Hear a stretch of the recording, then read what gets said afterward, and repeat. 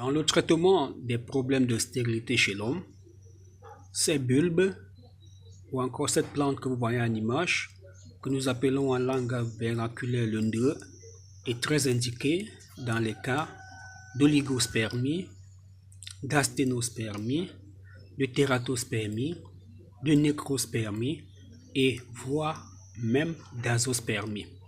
Il est important de comprendre que cette plante, le ndeu, comme nous l'appelons, est indiquée et intervient dans les problèmes de stérilité chez l'homme dus à un dysfonctionnement ou à une anomalie testiculaire.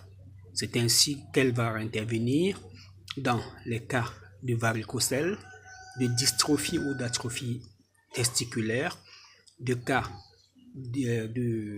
d'hydrocèle, présence de liquide dans les testicules et bien d'autres, dont l'Afrique traditionnelle a été confrontée au même problème que nous avons aujourd'hui. Oui, au problème de la stérilité, car le socle de la famille en Afrique repose sur la famille étant ainsi le père, les femmes ou les enfants. Il est donc important pour un homme d'avoir une femme, et pour avoir la femme, il faut conquérir. La vie étant un combat, il y a plusieurs prétendants qui désirent une femme, et finalement, une personne va épouser cette dame, et une fois la dame à la maison, il y a quelque chose de précieux qu'on attend encore, la grossesse ou encore les enfants.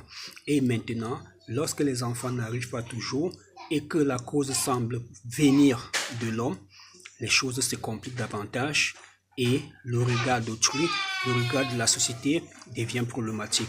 Voilà pourquoi des solutions avaient été déjà cherchées depuis la nuit des temps, et ces solutions, nous essayons de les retrouver et de les appliquer aujourd'hui. Et c'est ce que nous faisons au niveau de Vametra Cameroun pour revaloriser cette ancienne médecine afin que la stérilité ne soit plus qu'un lointain souvenir dans les couples en Afrique et dans le monde. C'était le Dr Joya.